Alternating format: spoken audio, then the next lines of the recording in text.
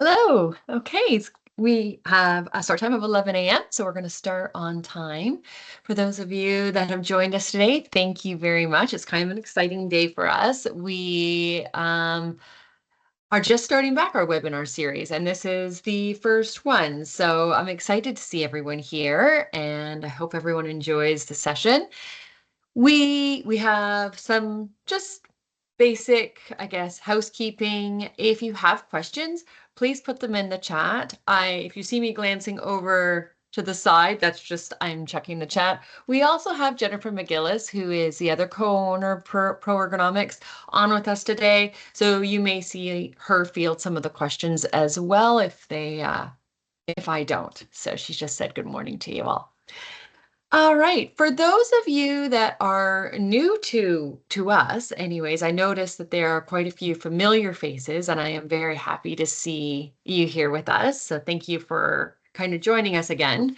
I know it's been a bit. But just to kind of introduce you to Pro Ergonomics, Pro Ergonomics is an ergonomics consulting firm, first and foremost. We do occasionally dabble in health and safety, kind of specializing in some documentation and program development, but that's because, there's such a strong overlap there, and we'll actually be talking about that quite a lot during this session. When you work with Pro Ergonomics, we kind of pride ourselves on three main things. We want to make sure that we're being proactive whenever possible.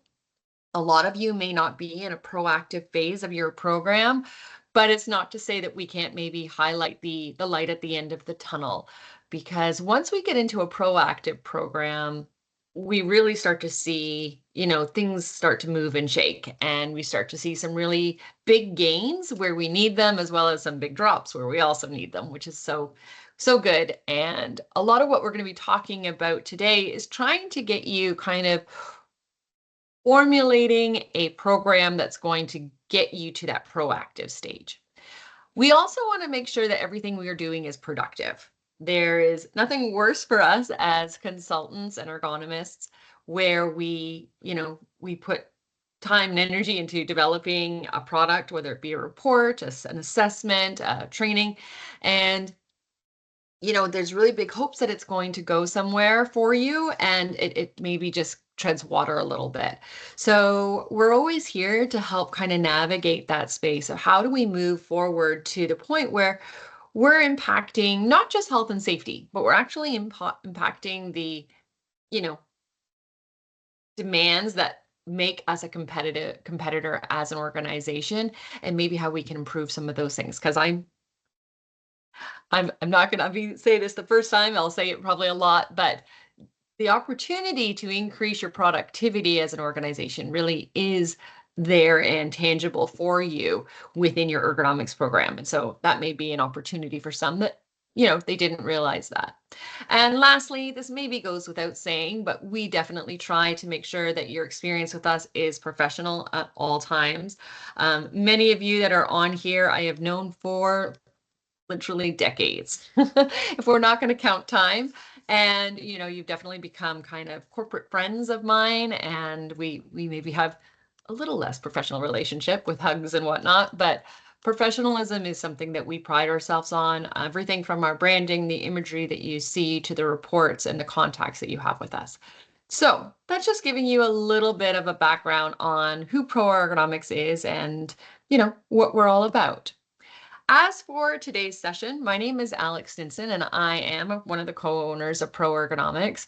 I am a certified professional ergonomist and have been doing ergonomics for over a quarter of a century. Yeah, that math just doesn't add up in my head, but one of the things that I absolutely love to kind of dig my hands into is just ergonomic program development. I think if we're kind of just jumping in anywhere and just kind of hoping that our ergonomic program builds itself around these key pieces that we need in the now, we usually find that it never gets to where we think it's going to be, and we struggle, right? And we usually end up with a very reactive program, which isn't really what we hope for you. And it is through the kind of starting point that we're going to be talking about here, and really kind of mapping out what you want your program to do and who it involves. There'll be a lot of discussion on who your program should involve because let's face it, from the faces that I'm seeing here today, a lot of us are health and safety or HR, right? And it's not to say that we don't have a role, but we definitely need stakeholders from other areas of our organization for us to get to that truly proactive point. And so how are we going to do that? And so we'll be talking a lot about kind of who, what, where, and when kind of these documents, these pieces all kind of come together, hopefully to provide you with something that's going to be, and I'm going to say this word probably 100 times in the next 45 minutes or so, and that's easy. Your program should be easy. I want it to be easy. My programs should always, I don't necessarily want to work harder than I need to, as well as you as well. Because ergonomics for you, not so much for me, but for you is only a small portion of your portfolio of things that you're looking at. And so when your ergonomics program is a struggle, it's going to translate into other areas. It's going to take a lot of time. For any of you here that are dealing with return to work, you know how exhaustively time consuming that can be. And so how can we make it easy? How can we make some of these gears and cogwheels within our program just keep running on their own without you physically doing it or physically monitoring it? Okay, so let's jump in. The goals today, we're going to be first off just looking at what are those goals and objectives of a successful ergonomics program. And then we'll be talking about kind of your pillars for success. Okay, where are your three main areas where we know we need to pull from in order for our program to get to that proactive state? We will be touching on that kind of required documentation. Just briefly, you'll likely hear more about that in other webinars that we'll do. We'll drill down more specifically on that documentation. So here we're just going to be kind of mentioning it in passing, but it's important to know what tools you need in order to get ahead. And then lastly, that involvement, which is going to kind of overlap with those pillars of success. So my first thing I have for you to do is, if you could, write down, you can put them in the chat so I can see what your answers are going to be, but write down 3 bullet points that would describe your ideal ergonomics program. Okay, I'll give you a few minutes to kind of maybe think about it. But as you kind of get them, what are 3 things? If you could just, wave a magic wand and have your top 3 items kind of checked off your list, what would they be? What would that look like for you?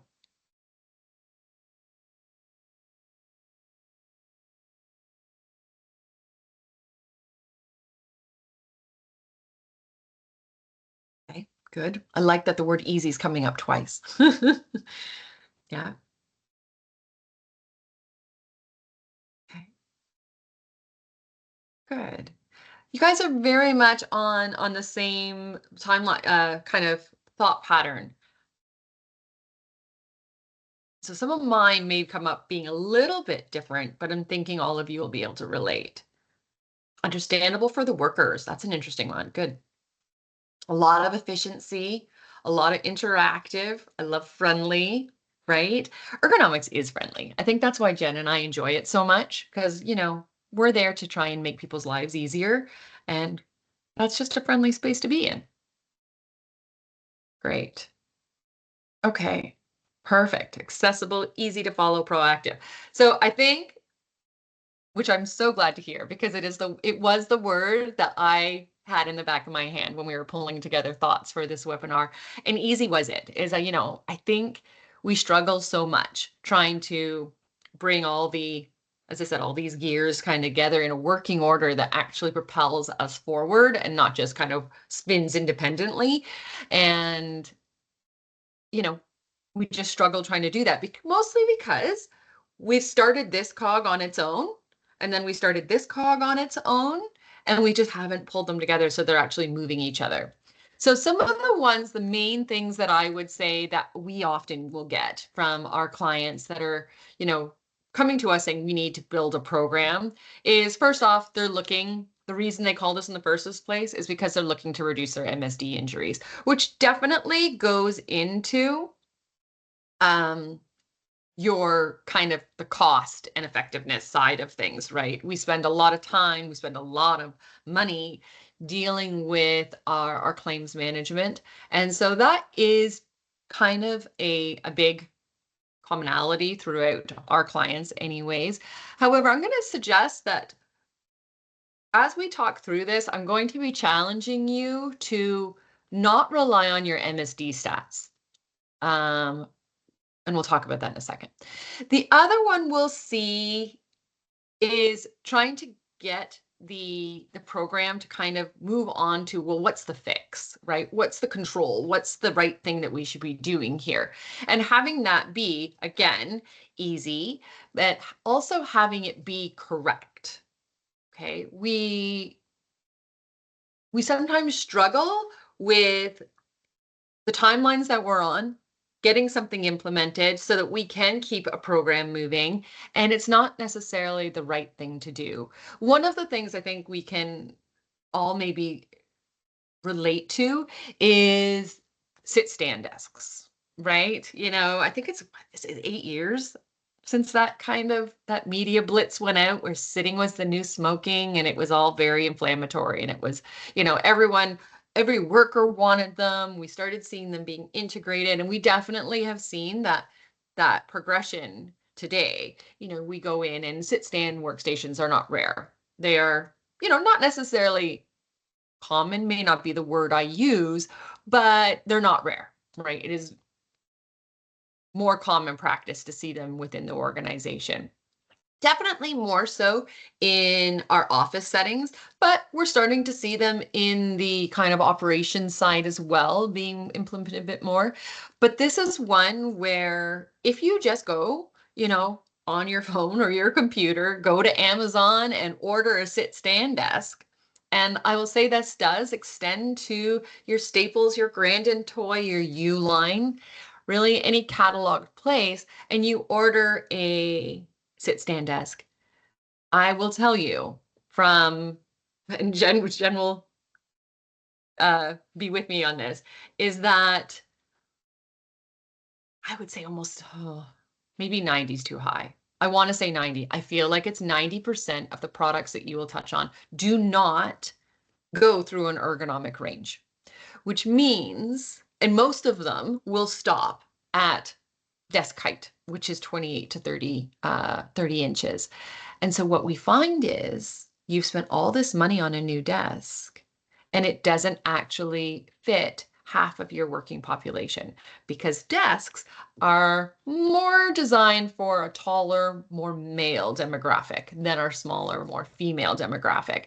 And so here you spent all this money and you're still now needing to find something to adjust, to go lower than that desk height. So, you know, we've kind of nailed down some of the key ones that we know go through what we call an ergonomic range, would be your small female to your tall male, both sitting and standing. And that you're not going to have to then go by and get an assessment done and go buy more equipment to something you've just purchased. So that's kind of an example of what I'm talking about when I say implement controls. Yes, we want to implement controls, but we also want to implement them with some smarts, right? We want to get the ergonomic component down. We want to get something that's useful, something that's going to allow that person to either return to work or work safely, but it's going to be a smart decision. And then another one we get is the need to just increase our return to work options, right? And this is kind of the three areas that we will often be reached out for.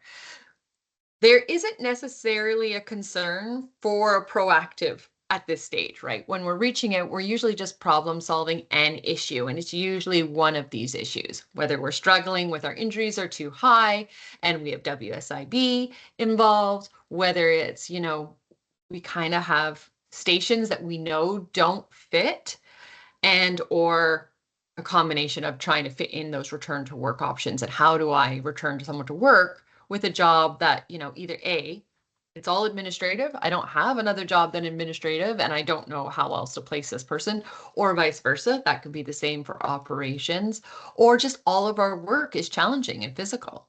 What am I supposed to do? So some of our other goals, and some of these were definitely kind of highlighted on definitely that last one, that easy. And so that's why it was really great to see that so often. Another one is we need to, right? We need to be compliant with the Occupational Health and Safety Act and our WSIA. So we have those two. But your ergonomics goals can also, and some people had touched on this, the opportunity for it to being collaborative. And so I'm not sure if you are addressing your ergonomic issues through health and safety, through HR, whether you do it through your joint health and safety committee, or if you even have your own ergonomics committee. But either way, there's some key collaboration pieces that we need to make sure are present in that kind of equation for ergonomics to really shine. When ergonomics shines, we can produce productivity, right? If you are sitting here right now and you have a splitting headache, you're not paying attention to me. You're definitely not paying attention to whatever it is you were doing before you came on with me. And all you're kind of thinking about is when's the next break? When's the next time I need to take my Advil, right? Or when do I get to go home and just close my eyes and rest? MSDs are not any different. If people are in pain, they cannot be productive. When we do a training session where we actually show kind of the attendees, the physical effects and how much fatigue and wear and strain your body can take on when you start kind of piling on those ergonomic hazards and those things that just make your work not fit. And it's very impressive. It is always a hugely impactful exercise because there's some people that by the end of it, they can only do one of the repetitions that we ask. And they're like, no, I'm done. It hurts too much. I can't. And so imagine if that's our jobs. Same thing that kind of runs into our decreasing of errors. But where I kind of see, other than the easy part, which I'm very, very fond of, the two areas that I get most excited about is the opportunity for innovation. I love that. And kind of bouncing off that collaboration factor, but the reinforcement of that internal responsibility system. Right? I always feel like it's what the Occupational Health and Safety Act is kind of built on. And yet I feel like it's a bit of a unicorn. And I'm sure many of you, whether it's in the job you're in now or at some point in your career, you've definitely felt like you were the lone person kind of waving the white flag, trying to get people to hear you, trying to get people just to kind of, work smarter, not harder, show some kind of common sense with how we set stuff up. And unfortunately, that is why we have a job. We have a job because common sense isn't as common as we may think. There are lots of barriers as to why we can't, because ergonomics isn't necessarily challenging. There's some aspects of it that, yes, I will say definitely put our brains to the test. But there's also lots of things that, you're having us come in and assess something that you already know is the problem. And you may also know what the answer is. But you need us to kind of be there for the due diligence, for the compliancy with the Occupational Health and Safety Act, or just for politics within your organization. All valid reasons. But having your own workers kind of take a role, step up, and say, what are you doing? No, don't do it like that without you having to see it, watch it, observe it, change it, fix it, all of the things.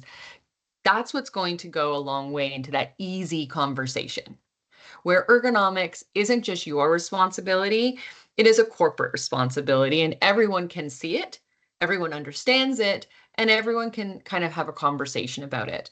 One of the things that Jen and I do, and actually Jen did one the most recently, is we kind of do, I don't even know what you would call them, Jen. Kind of like slide free training. It's almost like brainstorming problem solving where we go in, we know the task, we know the challenges, and we know what we want to talk about.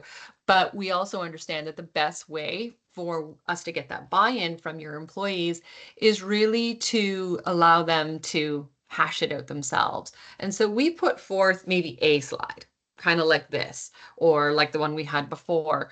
And Yes, Jen says it's her favorite kind of training. And we just allow people to kind of just start the conversation. And I think the last one that Jen did, she came, actually, I think she called me on their phone while she was driving, and don't worry, hands free, but was like, I just had the best session because as I was moving on and doing something else, the person who'd hired us came and said, you know what, if you go into their lunchroom right now, like they're all talking about the training. They're all still carrying on that conversation, all the brainstorming, the problem solving that Jen kind of posed and directed, right? Because it wasn't all gold stars. Some of it was definitely needed, a little bit of perspective, a little bit of ergonomic background for them to get where they needed to be. But Jen left, and that conversation was still going on while they were having lunch, and like animated conversation. And I'm like, that there's nothing better than your people, your employees working through the problems on their own and just taking that off your plate, right? It makes it easier. So when we kind of start, we start with our policy. If any of you are interested, we can send out a sample policy. Please just either, you can put your email address in the chat if you're interested. I don't want to inundate people with stuff if they're not, or if you already have a policy. This one is both a little bit generic. Anything you find in red, as you can see in the top italicized kind of font, is going to be stuff that we hope you will build in the requirements of your own. And then there's others where you'll see, like, as you can see here, umpteen bullet points. Well, those don't all have to be there. That is just kind of can be a, delete, delete, delete. So just whatever is going to work for you. I do recommend your policy know where you want it to go. And that's where this sample maybe can be helpful, because it really does cover off things like, and I know someone mentioned a purchasing standard, like that's great. It may not be something that is you can handle right now, but you need to know that that is in the goals and objectives of where you want the program to go, because a standardized ergonomic purchasing standard, oh, talk about making things easy, right? If people were just buying the right thing from the get-go and you don't have to do an ergonomic assessment on it, it's brilliant.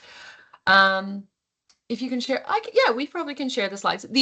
All of our webinars are posted on YouTube. So this whole session will be available online for you, and you'll get the link for that as well. So you can always come back and refresh whenever you need. Okay, so even before you get this policy, I'd like to, again, challenge you to start mapping out those goals. You already have 3 of them already listed out, but maybe kind of branch some of those out. If easy is your main one, what does that mean? What is it that's going to make it easier for you? We also want to kind of think, and your policy maybe, this policy definitely does not do this. And I will talk about this again. Some of this may be a bit repetitive, but when we're working in a reactive program, we often put all our eggs in our injury basket. And for those of us that kind of work in ergonomics, or again, in health and safety, sorry, I'm just reading a thing. I'll come back to that. We have a tendency of using our injuries to be the momentum, the force that moves us forward. And which means you could, which would be, it's kind of a good, bad situation to be in. You could be working with a company that really doesn't have poor injuries. It doesn't mean that you are competitive in the market. It doesn't mean that your employees are comfortable and happy. It doesn't mean that your productivity is at its highest point. But because your injuries are good, we don't look at those other kind of correlating factors that really put into that internal responsibility system, that collaboration, that really intrinsic kind of bringing those gears together. Because technically, your program's not going to stop when your injuries come down. Ideally, if your program is working well, your injuries will come down. So we need to stop thinking beyond the kind of what we call the hypothetical injury potential. When we're looking at trying to implement ergonomics, look at it as how can we be more efficient? How can we be, um, sorry, lost my train of thought. How can we be more efficient? How could we have maybe have higher quality? How can we have better customer service? How can we have less errors? How can we, all of these kind of other things that, as far as health and safety and HR go, you may think, well, that's not really my wheelhouse. Like that's more the operations side of things. But depending on your industry or your sector, it's not to say that your program can't impact those things. And that's why we need that collaboration. We need to be pulling these peoples in so we can map out who is going to be involved to allow this program to survive when our injuries are low. Because that is not our necessarily ultimate goal, as you guys just proved. Not one of you said reduce injuries, which I was really quite surprised and very happy to see. But we know that that is a driving force for an ergonomics program, right? It is often why we're put under health and safety, because it is one of the hazards that health and safety has to manage. Ergonomics is just one of them. But I will tell you that some of my most successful clients with their ergonomics programs have ergonomics under operations. So just some food for thought. So we need to map out who we need to be pulling on and drawing in and getting on board. Is the expectation? What are they going to do? This is what your policy should be defining. And again, you can start small, knowing that the policy that you've asked for, that we have here, is going to maybe kind of build out beyond that. Getting into things like, before we purchase it, we're going to look and make sure that it meets ergonomic standards. Before we build it, we're going to make sure ergonomic issues have already been designed out. When we bring together, any kind of problem solving or innovation, that ergonomics has been considered. So who are these people, right? It is often not health and safety and HR. Right? It is often maintenance. It is often continuous improvement. It is often engineering or operations. It can sometimes even be the workers themselves. So how are we going to make this kind of bring all these people in? And then think about the flow. And this is where you can kind of get maybe a hierarchy chart and really kind of flow some of the work through, so that there's certain things that, yes, that this isn't going to, return to work may not involve engineering, but it is going to involve operations, and it is going to involve HR, and it is going to involve health and safety. So how are those people supposed to navigate through that? And many of you probably already have a return to work program policy. So how does that impact, or does it, your ergonomics program? I would hope that there's some interaction between the two, because your ergonomics program definitely should make your return to work easier. And so there should be some reflection of that. And if there's not, that may be a gap of why these two cogwheels are not moving each other along. All right, so some of our pillars that we can see here. So as I said, our pillars, what I've been talking about most often, is definitely health and safety, human resources, and then we have kind of that operations, that productivity side of things. And that doesn't necessarily need to mean manufacturing, although it definitely falls nicely into that category. But if you are a school board, if you are a municipality, and people are part of your kind of, I guess, product, if that's okay to say, then these things all still imply, right? These are going to be your supervisors, your managers. So they're more people related maybe than product related, but they're still components of how your department runs. Is your department able to run smoothly? Definitely we need supervisors on board. They are actually a huge key component to a good ergonomics program, because they are the microphone, right? They're the one that's speaking on behalf of the program itself on the day-to-day. You can't. You're one person. You have potentially hundreds of people that you may need to reach out to at any given time based on the size of your organization. It's our supervisors that has kind of that smaller soapbox, or so smaller group hires soapbox for them to stand and be heard. So definitely an operations component that we need to start involving. So we have health and safety. When we look at health and safety, we know we have our due diligence. We also have WSIB, and we'll be talking about WSIB not just as a return to work and claims cost issue, but also as part of their excellence program, which is something that I'm pretty sure we're going to be talking about in another webinar coming up. But right now, we're just going to kind of plant that seed that for a lot of you, you may or maybe thinking about joining the WSIB excellence program or already in it. And ergonomics is a really good option to use as a topic, or one of the topics that you have to fulfill and to get that WSIB excellence kind of accreditation or thumbs up. When we're looking at operations, we're looking at that lean. And so notice I have productivity and lean. And so when I'm speaking to lean, or Jennifer speaks to lean, we often are talking about the inefficiencies of work, right? And you may think that, well, that's not really ergonomics. That's, maybe another group of people. But so much of what we do, if you are handling something more often, even if you are reaching to the back of your desk, right? That is a physical component, but there is a time component that goes with that. And all of that builds into the inefficiencies of our work. And we actually become quite adept at seeing those because they stand out like beacons of like, why are we doing this, right?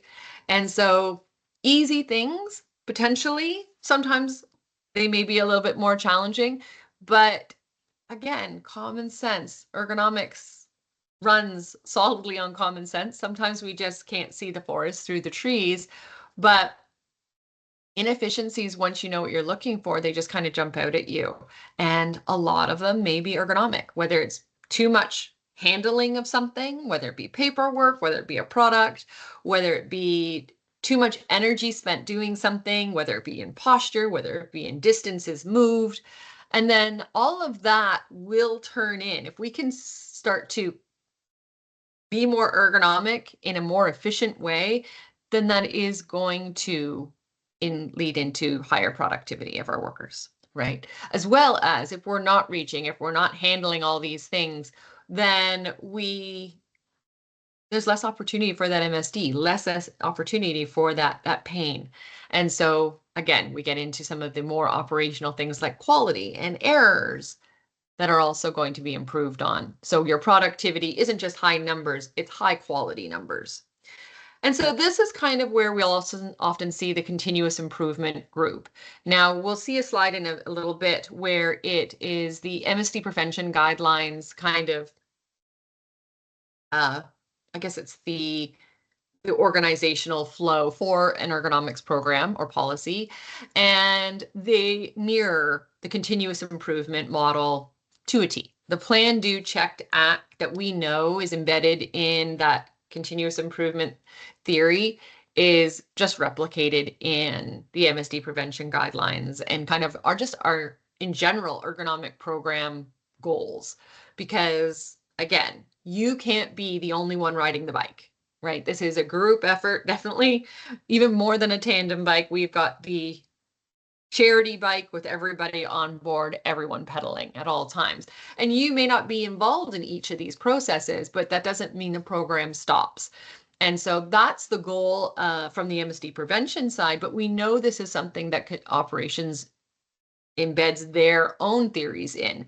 And so borrowing and trading some of that and getting some of that continuous improvement in there is also going to help with that light at the end of the tunnel, a really proactive program, because you're always trying to better on something that you've made good.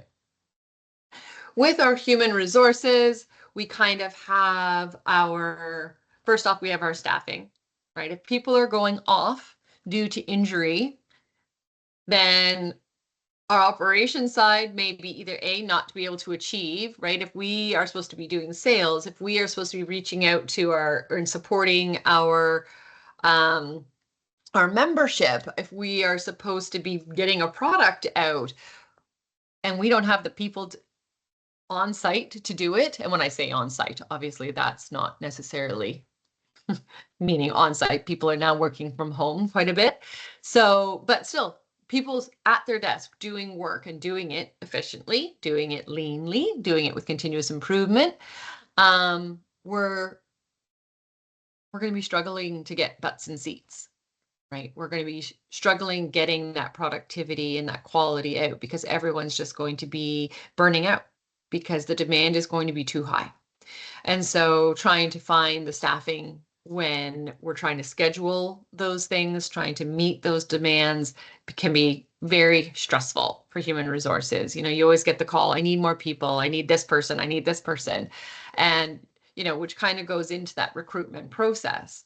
Now, when we talk about recruitment and ergonomics, there's really, we're not going to spend a whole lot of time here because, again, this is a very subsect that's only going to apply to some of you. And that is are we getting the right person for the fit from an ergonomic perspective? And that usually involves physicality. If your jobs are very heavy, if you're a municipality and or, doesn't even have to anything, right? Our school boards have our sanitation crew, our janitor staff, our ECEs, our municipalities have our kind of roads crews and our parks and recs and all of the people that are kind of out and about in the outside world and doing all these heavy things. We have manufacturing that will do all kind of variety of physical work. But if our work is so challenging, which means we're not as doing much with ergonomics as we maybe could, then are we really kind of getting the right people, or are we just kind of getting people, anybody, because that's the demand from operations side, and we're finding out quickly that these people either coming in with injuries or that they have they couldn't do the job to begin with because they really weren't the right fit. And so that will go into kind of what we get into POET testing, which is post-offer employment testing. Again, not going to be a huge subject, but it may be something that, again, you put on that mapping list that I've challenged you all to do, is if you know your work to be physical to a point where not everyone is going to be able to do it, then what are we doing from a hiring perspective to make sure we're getting the right people and doing it legally without discrimination, without a duty to accommodate coming in and all of those things, because it can be done, but there's a line that you need to follow and you need to walk it quite closely. The solution often we will have for HR is to use temporary workers, which is, never a great solution in my mind, simply because you're never going to get that internal responsibility system going with a temporary worker. You're likely always going to be struggling with all of your operations issues such as quality and productivity because they're always going to be new. And, they may be battling a host of MSD issues that they've got from other places that, yes, you may not have the cost of all of that because the temporary workers might, or the organization might, but it's not to say that you aren't going to feel the effects on the operation side because of those things. And then human resources, I kind of have this one a little bit transparent. I don't know if that's noticeable or not, but it's because you may or may not be doing. It all depends who's doing the return to work. Sometimes we have it under health and safety, and sometimes we have it under HR. So all of those issues come in. So these are kind of our three pillars that we're kind of talking about. Who needs to be involved? And you can see as soon as you say the operations side, and I'm using that as kind of a gross term, but it's the movement of whatever it is you're doing. How are you being competitive? How do you judge your successes? That's the operation that I'm talking about. So we know from health and safety right now, we're kind of sitting at 40%, which is actually up. In 2006, just to give a really quick history lesson, we did the whole MSD prevention. That whole initiative came into be. The books came out. Now we have the website, but that was all done in 2006. And I think we were sitting at over 50% then. And over the years after this initiative came in, and that was involving Ministry of Labor, it was involving lots of organizations, definitely us, we started to see these numbers come down, and we were in the 30s for a while. And then we're starting now to see them start to creep up. So I think some, depending on your industry, you could be closer to 46. Some of you may be sitting more closely to the 40, but on the whole, whether you're administrative, whether you're highly industrial, we're kind of sitting at that rank. And that's expensive. That's an expensive place to be. So we know we have to do it. Take all foreseeable precautions for the protection of the worker. Ergonomics is one of those precautions, right? There's definitely an injury opportunity. How do we prevent that? We then also have the WSIA with the Early and Safe Return to Work program, mandating that we return to work people to work as quickly as possible. If not, we will get a bill. Again, adding to that expense that many of you brought into play. But then they also have this WSIB Excellence Program. So for those of you that were mentioning expense or inexpensive, this may be an opportunity for you to adjust that WSIB cost. And again, I'm not going to go into depth with it right here, but it is something that I know we're starting to get involved in with some of our clients, is that they're like, I think this is the direction we're going to go. We're going to go through the excellence program, and ergonomics is going to be one of our topics that we handle, and how can we help? So if any of you are in that position, please reach out, or if you're thinking of it, we can potentially help you navigate that. So, but what I definitely want to focus on is the fact that good injury stats doesn't necessarily mean you have good ergonomics, right? You may have a workforce that's just not communicating well to you. You may have got your injuries down through a boatload of your time, effort, and sweat and tears, in which case that's all great, but it means it's not going to be sustainable. And one of my main goals for me, if you're on our website and you're reading our thing, I want a sustainable program. I want something that's going to run beyond you. I see lots of people in your position doing just fabulous work. They're working their butts off, but they're doing fabulous work. And then they leave. And I'm still called in, right? You've gone to another organization. You're now doing your magic over there, and it's all appreciated. But you've left, and I get called in, and they're like, yeah, I don't know what happened. This, everything just kind of hit the fan all at once. And I'm like, was it on this date that person left? And that's not a program. And that's why you were having to work so hard, because it all relied on you.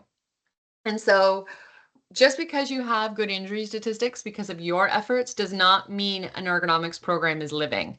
And so we need to look at how that kind of maps that out, and what are we doing.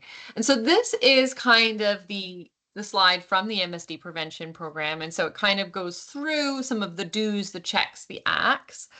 And I just kind of want to highlight some of the involvement here. So when we talk about the collaboration, when we talk about it not just being you, just kind of looking at, okay, who is best to recognize hazards? Maybe we can get you guys to throw that in the chat. Who do you think is best to recognize if there's an ergonomic hazard in your workplace?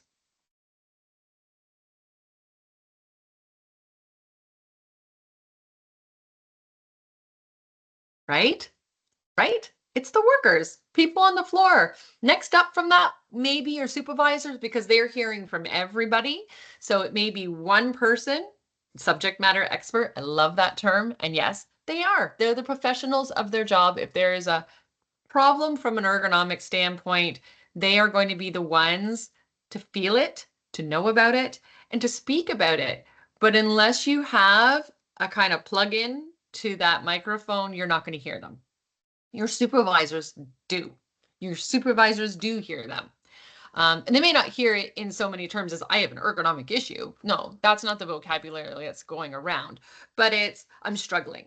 I'm sore. I can't keep up, right? These things are what we're hearing. So we have our supervisors. Definitely we need involved. If we're having a problem with keeping up, if you're in, again, depending on your industry, the person we go to is not keeping up. That's not health and safety. That's not HR. We're going to like an engineering, right? We're going to plant operations side of things, and we're saying, okay, well, what can we give them? What can we do? Can we get this? We may go to continuous improvement. We may even go to maintenance and say, can you make this closer? Can you put wheels on this? Can you, right? But that is a conversation almost exclusive of you. It doesn't involve you. It's a supervisor going to one of these three kind of departments. And I just find it interesting that we have to get involved from the health and safety side for that to be, potentially being done or recognized as an ergonomic component. And so that's kind of where the documentation comes in, right? We can't have all of this happening just verbally. That doesn't necessarily serve us well from a due diligence perspective. Ministry of Labor comes in, we like to be able to show them what we're doing, not just say, oh, no, we're talking about it. And that's kind of where, from an operations side, we may be looking at the ergonomic risk assessments that you can see here under the evaluate controls. We also may see things like job rotation, right? Doing an ergonomic job rotation, which is something very, very different than just job rotation for, productivity sake or cross-training sake. It just looks different. The other thing that we like to kind of focus on the operation side is getting that training done, right? If you want your workers, which all of you have said, they are the person to be talking about where your hazards are, they may need some education on the vocabulary to use to make it known that it's an ergonomic issue, right? And so that's just training. And it's not just training on just awareness of ergonomics and understanding how that all fits together, but also making that whole work harder, not smarter a culture, not just something you say or I say, but it's a culture. Again, if you talk to people, common sense says, oh yeah, no, yeah, I totally get work harder, work smarter. And then you watch them work and you're like, that's not smarter. That's just not. So we can start having training from an operations side that's looking at best practices. Who are the people here that have it nailed down, that have their thumb on the pulse?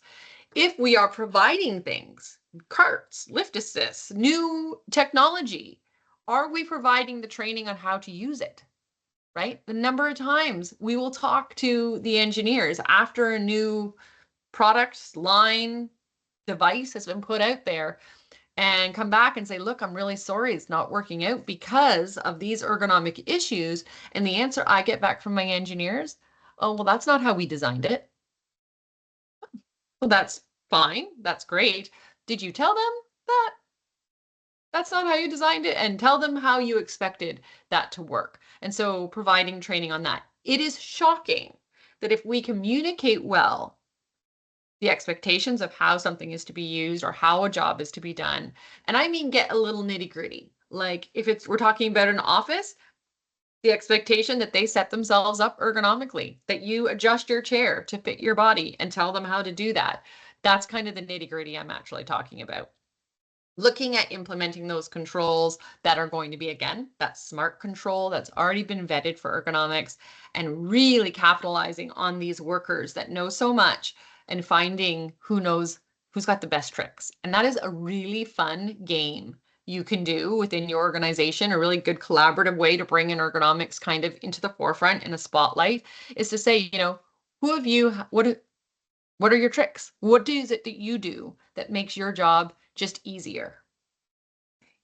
For human resources, as I said, we're not going to be talking about poets. It's definitely something we can put in there. When we're talking about trying to find fit, when we're talking about return to work, there's really not a document that's out there that does a better job than the PDA or the CDA or the JDA. So for those of you that are new maybe to this area, PDA is a physical demands analysis, a CDA is a cognitive demands analysis, or you may have one that does both, and that would be considered a job demands analysis. And so this is going to be your job descriptions. This is going to be how we talk about work. We're not going to use words like heavy, right? That is a return to work nightmare. You send something that says heavy on it to WSIB, they're not even going to ask questions. They're going to be like, nope, they can't do it. You've said so yourself. It's heavy. We're not going to use words like light, because you can see here in this little diagram here, we don't have anything of high weight here, right? But we do have something that's being done all the time. So this, we may not have a force issue, but we do have a repetition issue. So now you need to get into the habit of, well, what's considered heavy? What's considered light? Is it a weight issue? Is it a frequency issue? Just avoid it altogether. The recommendation is to have physical demands analysis that are quantitative, right? Try and put as few words on a document as possible and try and put as many numbers as you can as possible. And so I'm talking weights, I am talking time studies, I am talking measurements for reach, for height, all of these things, torque, push pulls, compression forces. All of these things will really go and make a conversation with return to work that is typically quite subjective. We start using words like hard, heavy, light, fast, slow, self-paced, right? They don't necessarily have a quantitative equivalent. And so your PDA can streamline that. And so when we start talking about job description and hiring practices in terms of a quantitative PDA, you may find that the quality of worker that we're getting is more fit for the job, just generically, because our terms are more on point. We have the bona fide essential duties only documented. So we're not looking at things like work method, things, quirks that people do. And then we're kind of looking at getting that return to work and that scheduling or staffing issue maybe a bit more under control. But really, a lot of your kind of, other than training, definitely training comes under my human resources pillar. You guys spend a lot of time with the education piece. And so, and that's great, whether that be job coaching that you're doing to try and bring people back to work, to try and make sure people are, oriented in the first place with ergonomics in mind, but looking at those programs. So for your training, definitely your new hire orientation package is something you should be looking at. Where do you have ergonomics listed out in that process? Because if it's not there, then we're starting off on the back foot, right? We're already not talking about something that we are hoping that they carry forward as far as that internal responsibility system. All right. And then lastly, we're just kind of looking at, map out right now, not right now, but maybe once you're done or later this week, who is involved in your program and how maybe that can be changed and blown up, right? Share the responsibility a little bit more actively. Also, look at what tools you have, right? Do you have checklists that will make you life easier? Is there, when you come to work, is there a, training that they go through to know how to set themselves up well in an office workstation? Is there a checklist that they can go through to make sure that, yes, everything is set up right?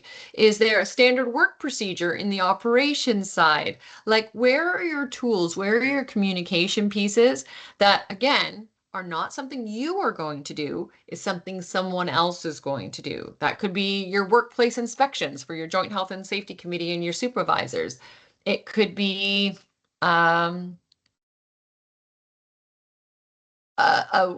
design checklist for your engineering that says, you don't want reaches over here, you don't want work above this height, you don't want it below that height, right? There's so many tools that we can develop and provide, and definitely we can help you with any of that, but make it easy. And it's not your job to fill out these tools. It is someone else's. It is a tool for them. We definitely want to get into thinking outside of the box. So once you have this mapped out and you kind of have these people on board, let everyone have a say, right? Sit at a table and map out how each of you think you're going to work together to make this happen. And this may sound like, oh my God, Alex, there's no way I'm going to be able to get everyone sitting down to a table. But it's not, it is in everyone's benefit. It serves everyone's purpose. I know ergonomics from a high kind of looking down view, you may not see that. It just sounds like it's an ergonomic, health and safety hazard, but it really does speak to almost everyone's job.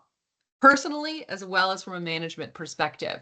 And so there may be some really unique ideas that the maintenance says, you know what, if we just did this, that would kind of tie into what engineering is doing, and engineering that ties into what continuous improvement is doing, and that automatically gets told to our supervisors and managers. And again, you have a whole loop that's happening where you are just an observer. It's easy for you because you are just maybe, check, okay, good, great to see.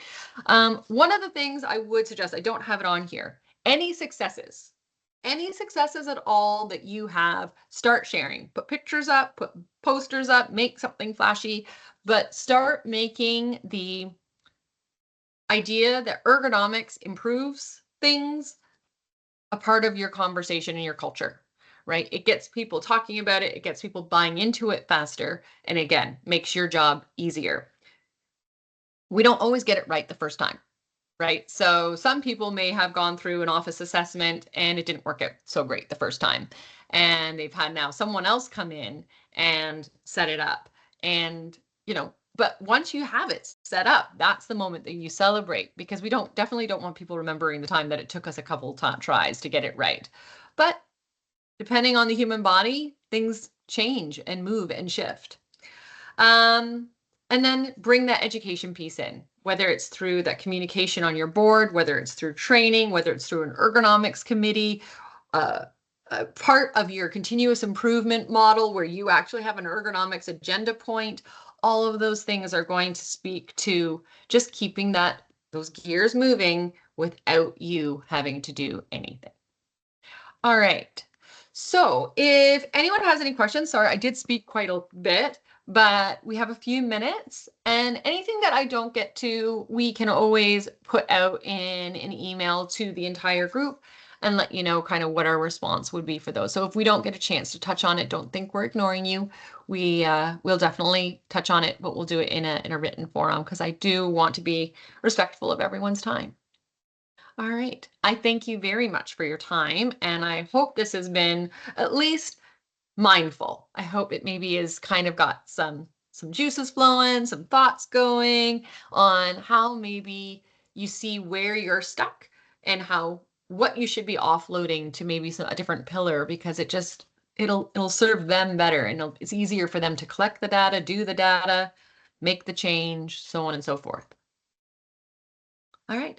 If not, then that is it from me today, and we hope to see you at our next webinar. Thanks a lot, Jennifer. Have a great day.